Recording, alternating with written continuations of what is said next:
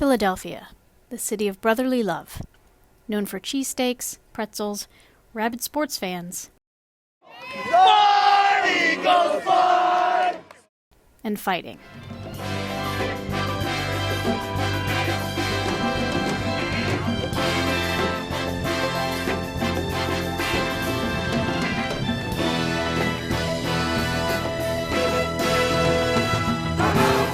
And while Philadelphia's history may be grounded in the world of boxing, the recent popularity of mixed martial arts is bringing forth a new generation of Philly area fighters who carry with them the city's reputation for overcoming adversity and succeeding against all odds.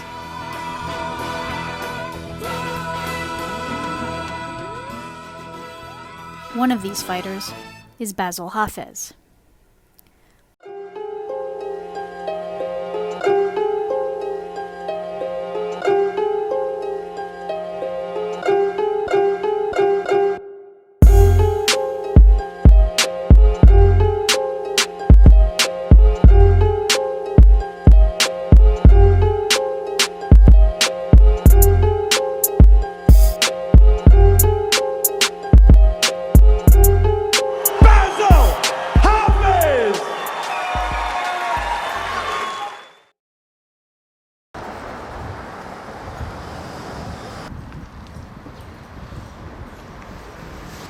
Bassil trains at Balance Studios, which epitomizes the family spirit of Philadelphia's neighborhoods and traditions of the local fight community.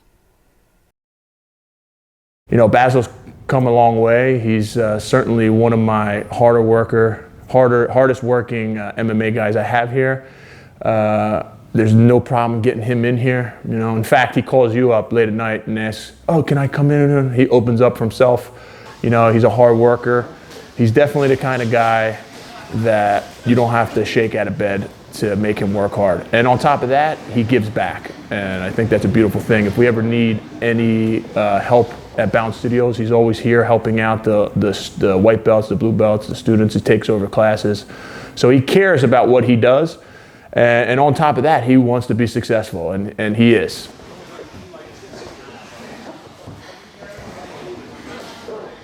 I was born in Philadelphia.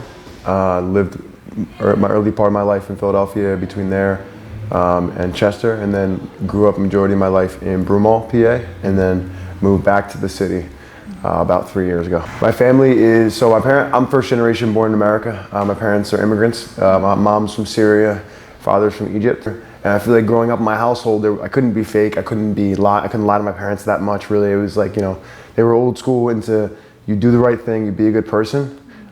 When my mom had passed, I was, you know, really acting out. I wasn't like aware of how to really handle the situation mentally. And I was getting in fights a lot. I was arguing with everyone. I stopped talking to a lot of friends. You know, it was kind of a tough time for me. I got into a real bad street fight. The kid had real bad injuries, and I was fresh 18 at that point. So it was like, you know, I got tried as an adult. I got caught. And it was kind of a thing where, like, you know, what should I do? Go to college, focus on being an adult, or maybe try, you know, something else. And I think it was my day. It was like I got in trouble with the fight, and it was like everything was going on with that. And I'm in my back of my head, I'm thinking, I can't get a good job with a felony on my record. I can't, you know, do these things that I want to do with this kind of, you know, mark on my ledger. It's like they're gonna look at that, they're not gonna look at me. So it was the day I was driving to school, and I get these feelings. I'm like, I don't want to go to school. I don't even want to do this. I'm thinking in my head, like, what am I gonna do? And then I think as I was pulling up to the school, I just popped the U-turn and went home. And then I think it was the next couple of days I was trying to mull over what to do, talk to my cousins. They were training here at Balance at the time. They, you know, I threw the idea around, I came in, and I think from the time I came in until now, it's, you know, I've grown to love it, and I wouldn't change it for the world. So I made the best choice that I could have made. I will say, as a kid, I did get my butt whooped a lot growing up. My brother and my parents, I was always a bad kid.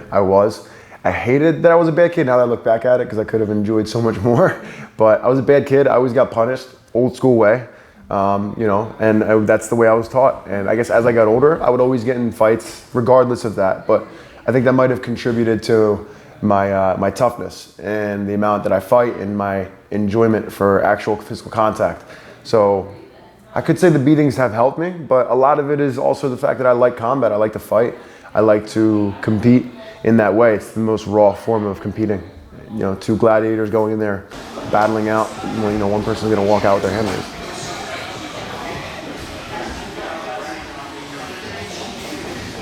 Like, jiu-jitsu is just a great outlet for people to have, you know, anger issues, to have depression, to have anything. I mean, you're surrounded by people at the end of the day, like everyone on the mat wants you to get better. I mean, I can't say that for every school, but at least that balance. It's like, you know, you're having a bad day, you can come to jiu-jitsu. You can get a therapy session, a roll-in, you know, and a thumbs up. Like, you can get everything, and a hug. It's like, guys you train with want you to do better the same way you want them to do better. And at the end of the day, it's like, you're there to help each other grow. It's like, you're only going to grow from each other, keep on putting the pressure in, and hoping the best for each other.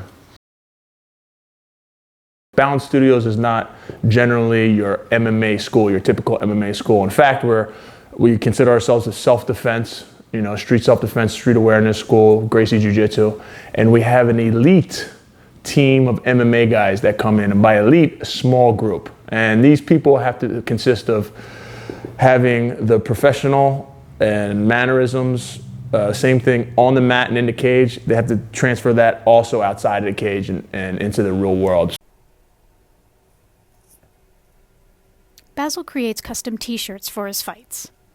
The proceeds from the sale of these shirts are donated to individuals or families that are dealing with breast cancer in their lives. I actually lost my mother and my father to mom to breast cancer, and my dad to lung cancer.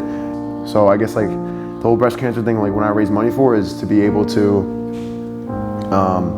help people out in the situation when they're going through it. Like, I know that when we were going through it, donations weren't a thing. It was like, you know, you go get cancer treatment and that's it. You just kind of get your cancer treatment and you deal with it. You get your cancer treatment and you just deal with it. And then you either pass away or either you beat it. My donations go directly to a family. There's no taxes, there's no like someone taking any middle money out. I don't make any money off, I lose money. So, like, giving money directly to them, you know, to me, I want to, like, help them feel positive and be happy, like, while they still have the ability to feel that. So it's like, to me, selling the t-shirts and raising money, that's like the best way I see. I thought I could impact people going through breast cancer and families going through breast cancer.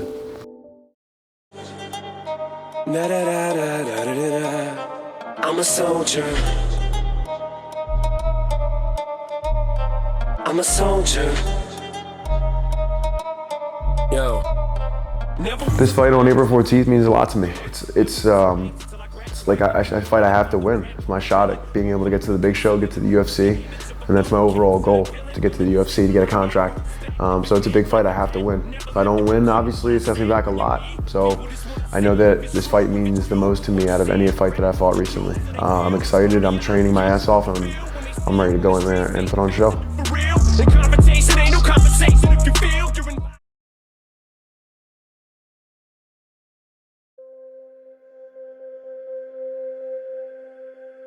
It is the night of the fight, and there's a championship belt on the line. Although outwardly mostly relaxed, there's a lot more than just the belt weighing on this fight. A belt win here is an important step towards achieving his goal of making it into the UFC. Brings a record of 3-1-1 into the cage. Bassil Hafez. Just play. No, turn me up. I think we got one. Here we go. Tell me, what do you see when you're looking at me? Whoa, whoa, whoa. On a mission to be what I'm destined to be. Whoa, whoa, whoa. I've been through the pain and the sorrow, the struggle. Fighting out of Balance Studios, I'm here from Philadelphia, Pennsylvania, Bassil Hafez.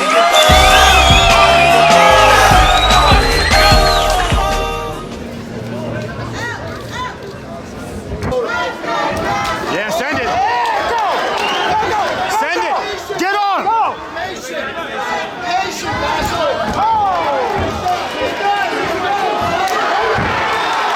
I want to see you. Let's go. Keep that high.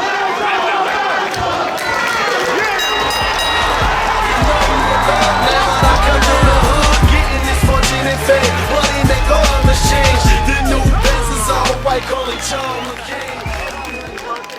And the new Maverick welterweight champion,